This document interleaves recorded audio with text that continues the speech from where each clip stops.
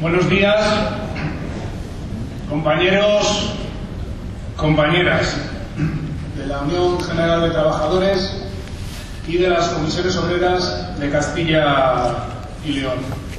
Es un placer comprobar algo que ya intuíamos, y es la asistencia de centenares de delegados y delegadas, de hombres y mujeres de comisiones obreras y de UGT a esta asamblea. Es prueba evidente de la implicación, del interés y de hasta qué punto está calando la idea de que en este país hay que situar un antes y un después respecto a la desigualdad, respecto a la discriminación que históricamente han venido sufriendo las mujeres en España, pero también que en este país hay que situar, a través de la movilización del 8 de marzo, un antes y un después en la orientación de las políticas generales del país que llevan varios años apostando por la desigualdad, no como un accidente del terreno, sino como parte esencial de cómo se ha enfrentado la crisis y cómo se ha querido reconfigurar el modelo social, económico y laboral en España. Alguien puede pensar, o alguien podría pensar, que la movilización del 8 de marzo, que es una movilización histórica, en la que el movimiento sindical lleva participando desde sus inicios. Las manifestaciones del 8 de marzo forman parte del calendario de actuaciones sindicales. Pues, al menos desde que yo tengo memoria de este sindicato, cómo el sindicalismo ha dado el paso de convocar ni más ni menos que una huelga general de carácter parcial en un día de movilización tradicionalmente ligado a las reivindicaciones de las mujeres, normalmente con un seguimiento básicamente de mujeres y normalmente impulsado desde asociaciones y desde plataformas feministas de las que el sindicato también ha formado históricamente parte. Pues lo hemos hecho porque es un momento de decir hasta aquí hemos llegado. Porque este país no puede seguir conviviendo con la normalización de la discriminación de género, con la desigualdad de género, y porque este país no puede seguir conviviendo con las políticas que han hecho de la mayor desigualdad, de la dualidad de la sociedad española, la gasolina del motor para salir de la crisis económica a costa de las espaldas de la mayoría social y de la mayoría trabajadora de este país.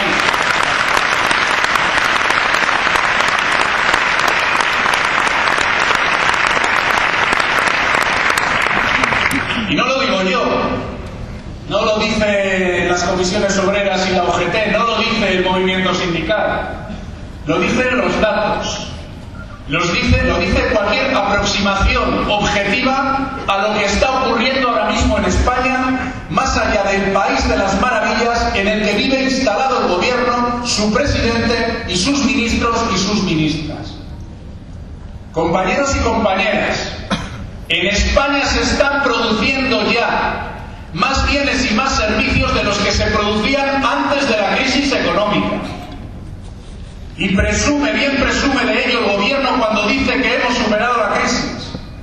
Lo que no dice es que para producir esos bienes y servicios hay 1,5 millones menos de personas trabajando de los que había en el año 2008.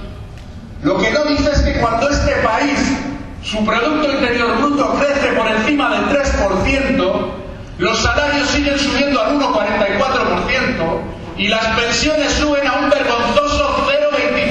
Y es indignante que esto esté ocurriendo en España.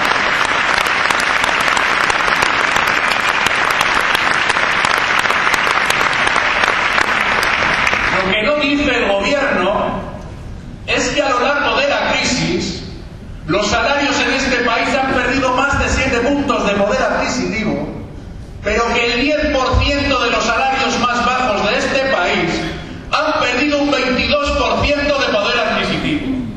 Y los salarios más bajos de este país están en los sectores más precarizados, menos sindicalizados, más debilitados y más feminizados. Por tanto, la desigualdad, claro que tiene rostro de mujer. La desigualdad tiene rostro de desigualdad en el reparto de la riqueza. Y la desigualdad es parte del modelo social que han querido impulsar.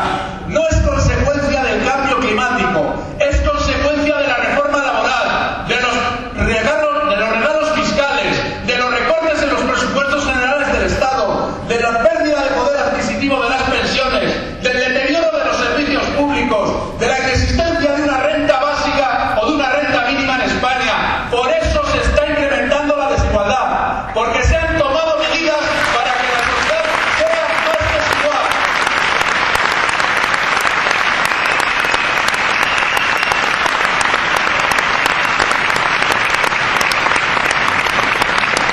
Y en su forma de entender la vida y en su forma de entender la sociedad se debilita a lo débil, a lo que viene debilitado, a aquellas personas, aquellos colectivos, aunque yo no me refiero a las mujeres nunca como colectivo, estamos hablando más de la mitad de la población, son más de la mitad de la población, en todo caso el colectivo seríamos los hombres, pero no me gusta hablar de colectivos, pero para que se entienda, fomentando sobre todo debilitar a los colectivos que ya venían más debilitados.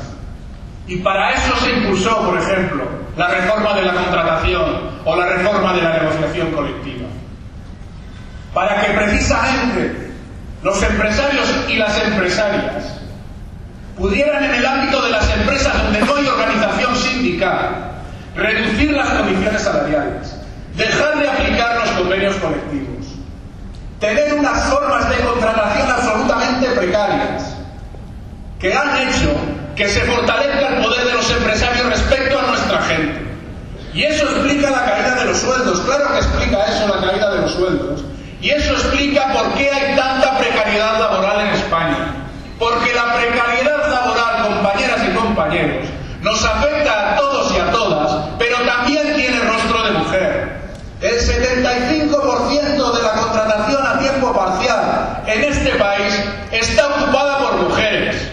Y esto no es ninguna casualidad, porque no es una contratación a tiempo parcial voluntaria.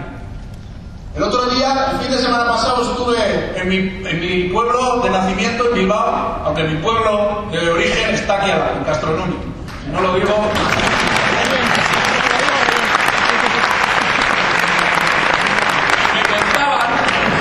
Me contaban una política de personal que no es nada original, es muy común, de una empresa que vende ropa con la inmensa mayoría de dependientes mujeres a tiempo parcial y donde en ningún caso se les dejaba incrementar la jornada más de 25 horas semanales, aunque quisieran y aunque pudieran, aunque no tuvieran ningún problema para compatibilizar su vida personal y su vida profesional.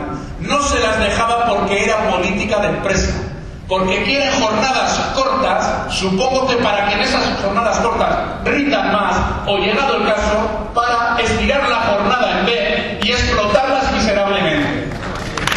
Por tanto,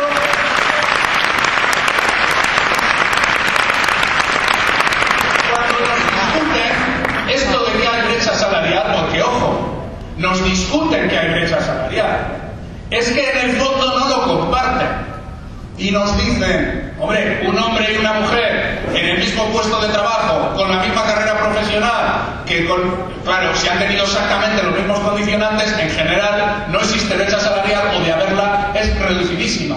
Pero es que eso es como hacer un experimento de laboratorio, y el mundo no es un laboratorio, mal que le pese al gobierno. En el mundo hay condicionantes sociales, y por tanto el hecho de que no te dejen incrementar una jornada laboral implica que no te llevas un salario que te permita vivir. Y ahí se explica buena parte de la brecha salarial, porque ahí discrimina precisamente a las mujeres como las discrimina el tema de los complementos salariales. Alguien dice, pero si los salarios del convenio son los mismos, claro, evidentemente. El problema es que los empresarios a veces pueden disponer de muchos complementos salariales que distribuyen como les da la gana, que reducen como les da la gana, y que hacen que las mujeres de media tengan un 44% menos de salario en esos complementos salariales. Y eso explica muy buena parte de la diferencia salarial, junto con el hecho de que hay profesiones normalmente ocupadas por mujeres que, oh casualidad, cobran menos que profesiones muy parecidas, ocupadas mayoritariamente por hombres. Y por tanto la desigualdad es general, el ataque a las condiciones laborales es general, la precarización del empleo es general, pero se centra de una forma muy importante en las mujeres, de otra manera en las personas jóvenes y de otra manera también en los parados y en las paradas de larga duración. Y todas esas brechas acaban teniendo consecuencias a lo largo de toda la vida de las personas. Porque la brecha que hay también en pensiones es consecuencia necesaria de este sistema de desigualdad en el mundo del trabajo. Y esto lo tenemos que combatir. Un sindicato es sobre todo una organización que se dedica a organizar a la gente. A organizar a la gente para sacar adelante sus derechos, para reforzar la dignidad del trabajo y para luchar contra las desigualdades múltiples que hoy en día se dan en la economía y en las empresas en España. Y por eso la lucha de las mujeres es la lucha del sindicalismo y es la lucha del conjunto de la clase trabajadora, la lucha contra la reforma laboral, la reforma de la negociación colectiva, la precarización de la contratación. Es una lucha general, pero que tiene unas consecuencias especiales en las mujeres. Y por eso el 8 de marzo vamos a la calle. Y por eso el 8 de marzo vamos al paro parcial. Porque es una lucha de mujeres, es una lucha de todas y de todos, y es una lucha del sindicalismo confederal y de clase. Esa es la explicación de por qué vamos a la calle de la huelga el 8 de marzo.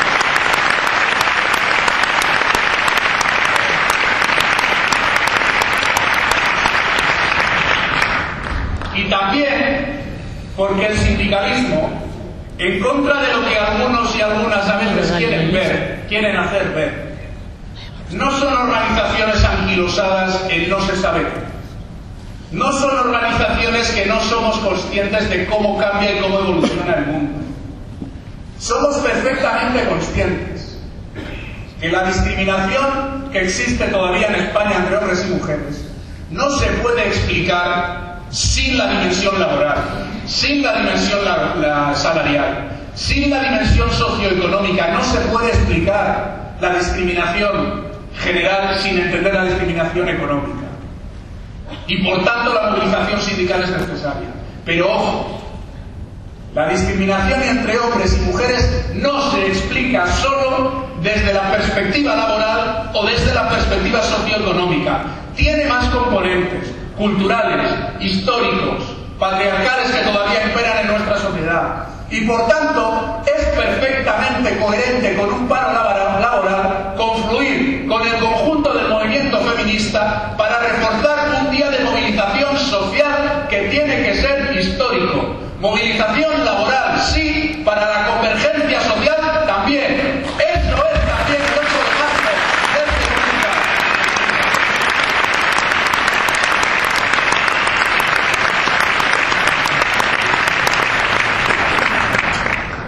Y sería, y de verdad que no lo digo, lo iba a decir igual, no lo digo por el altercadillo que ha habido antes del inicio de la asamblea.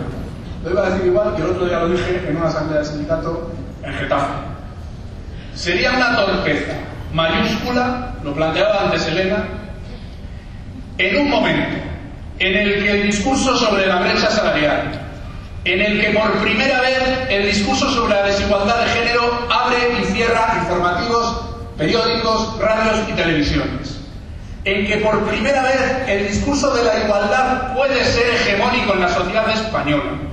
Sería una torpeza imperdonable que ahora el problema fuera si la huelga dura 2 horas, 3/4 de hora, 7 horas o 23 minutos. Una torpeza imperdonable.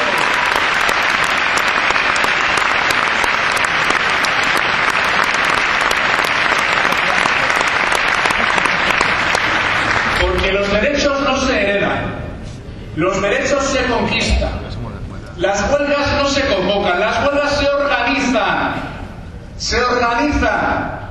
Porque la movilización social también es multifacética, como la discriminación.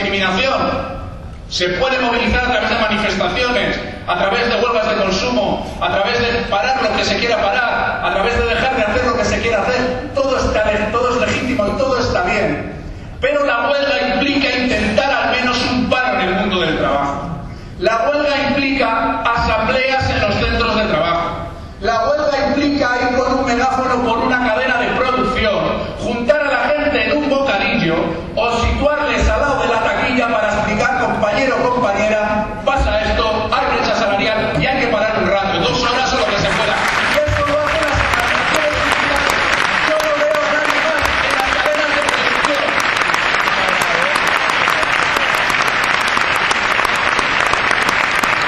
Voluntad de confluencia toda. Complejo ninguno. Voluntad de confluencia toda. Complejo ninguno. Los derechos laborales en este país han venido y vendrán por la lucha de las trabajadoras y por la lucha de los trabajadores. Vendrán por la acción sindical, vendrán por la acción colectiva, vendrán por la conciencia de clase, vendrán por ser capaces de entender lo que está pasando en el mundo, en España y en las empresas. Y en eso tenemos un papel fundamental que jugar. Ayer hubo una jornada importantísima, en mi opinión, en España. Hubo una respuesta de personas pensionistas en el conjunto del Estado y de forma particularmente intensa en algunas ciudades a la que el gobierno debiera echarle un ojo. Porque el gobierno se escuda en estadísticas frías y dice: oiga, ¿de qué se quejan señores pensionistas y señoras pensionistas? Esto nunca lo digo, esto lo digo yo, el gobierno siempre habla de señores pensionistas, si las pensiones solo han perdido un 1% de poder adquisitivo, cuando los salarios han perdido el 7% de poder adquisitivo. Y se quedan tan anchos, y se quedan tan anchas. No conocen el país en el que viven. Las personas pensionistas en España tienen gastos mensuales que han incrementado su carestía, que se han encarecido mucho más que el IPC, como la luz, como los medicamentos, como una serie de gastos que a veces han multiplicado por mucho la evolución del IPC, y claro que han empobrecido el disponible que tienen de la pensión. Pero sobre todo, los pensionistas, las pensionistas, han sido el gran colchón anticrisis que ha habido en España. España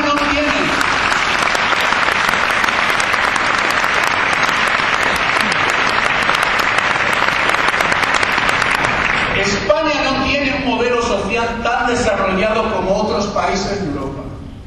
Se ha hecho mucho en los últimos 40 años. Se ha deshecho bastante en los últimos 10 años. Pero ni en el mejor de los momentos España ha tenido un nivel de protección social como han tenido los países más avanzados de Europa. No ha tenido un sistema de atención a la dependencia suficiente para atender las situaciones de las personas dependientes. No ha tenido una red de escuelas de 0 a 3 años, una red pública suficiente para garantizar que la maternidad no era un impedimento para seguir carreras profesionales con trayectorias continuas. No ha tenido un nivel de rentas básicas que ha permitido a la gente cuando perdía el paro, cuando se iba al paro y cuando perdía la prestación de desempleo, sobrevivir. No lo ha permitido. Esos colchones son débiles, son muy débiles en nuestro modelo social todavía. Y los pensionistas han tenido que asumir buena parte de ese colchón, ayudando a los hijos y a los nietos, a las hijas y a las nietas, a veces incluso volviendo a las casas paternas o maternas para poder hacer frente a una crisis que ha sido brutal en muchas partes de este país y en nuestra clase. Y es la gente que después de estar viviendo toda la vida con carros y carretas, ha tenido que hacer lo que ha hecho en esta crisis. Ahora ve que cuando España vuelve a ir, dicen como un tiro, porque es que luego presumen de ello. Cuando el PIB crece al 3%, se le revaloriza la pensión un 0,25. Y la gente reacciona y le dice al gobierno: métase el IPC y métase el diferencial entre pensiones por donde le quepa, porque yo tengo dignidad.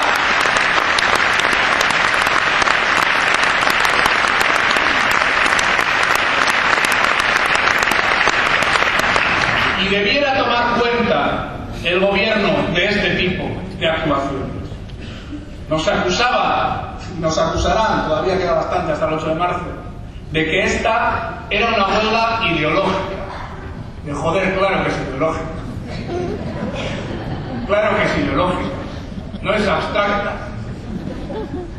Porque la lucha por la igualdad es ideología. Los que dicen que la lucha por la igualdad es ideología, o nos acusan de practicar ideología, son los que quieren hacer vender que lo que ellos y ellas han hecho, que la desigualdad no es ideología, forma parte de la naturaleza.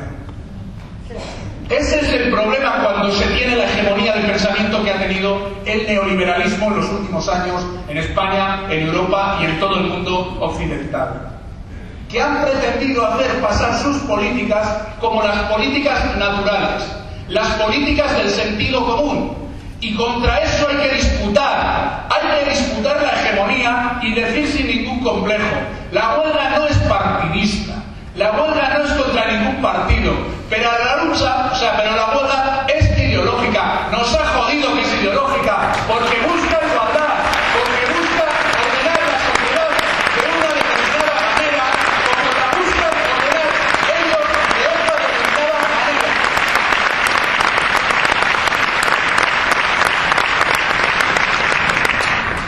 Y como es ideológica, vamos a centrarla en las reivindicaciones que desde los sindicatos tenemos para hacer frente a la desigualdad, a las brechas salariales, a la discriminación de género. Vamos a poner encima de la mesa lo que hay que cambiar de esta reforma laboral que nos está empobreciendo. Vamos a poner encima de la mesa lo que hay que cambiar del sistema público de pensiones, que lo que le amenaza no es la viabilidad futura, sino la reforma del año 2013 del Partido Popular. España tiene que decidir si se quiere gastar un 15% de lo que produce o no en pensiones. Y si se lo quiere gastar, ¿cómo las financia?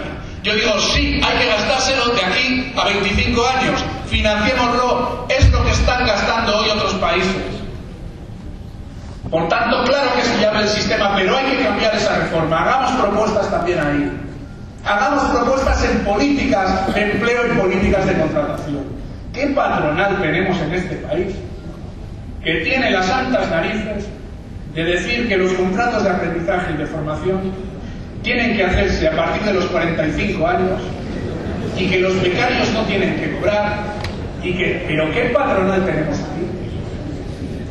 ¿Pero en qué mundo vive?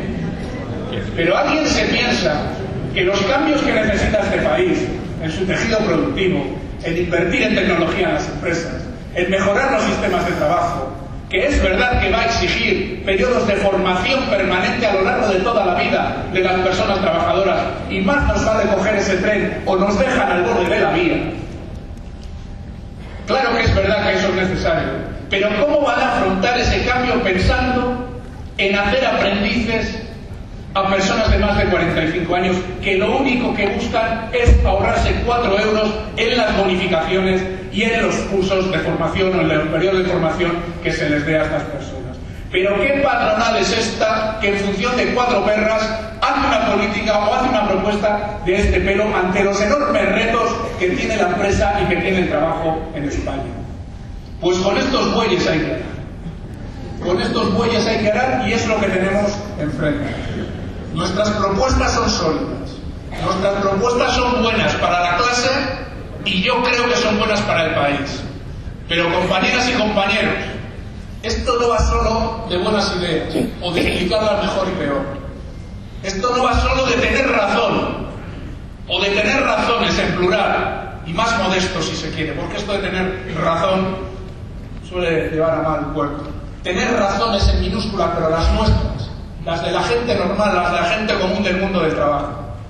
Esto va de correlación de fuerzas. Esto va en este momento de correlación de fuerzas, porque saben que tenemos razón, porque es que hasta la Comisión Europea está diciendo que en España hay que subir los salarios. Claro que tenemos razón y lo saben, pero tenemos que mejorar la correlación de fuerzas. Tenemos que fortalecer el sindicalismo. Y tenemos que hacer que el sindicalismo conviva con naturaleza, con las nuevas formas de movimientos sociales y con las nuevas formas de identificación social que hay en la sociedad y sobre todo en la gente joven, que tiene que entender la utilidad del sindicato porque da respuestas a sus precariedades cotidianas, a sus realidades cotidianas. A esto es a lo que tenemos que dedicarnos y aquí es donde vamos a poner todo el foco y toda la fuerza el 8 de marzo. Compañeros y compañeras, mucha gente pequeña, en lugares pequeños y haciendo cosas pequeñas puede cambiar el mundo. Lo dijo Eduardo Galeano, no sé a qué se estaba refiriendo, pero se podía referir perfectamente al sindicalismo confederal y de clase. ¡Viva las trabajadoras! ¡Viva los trabajadores!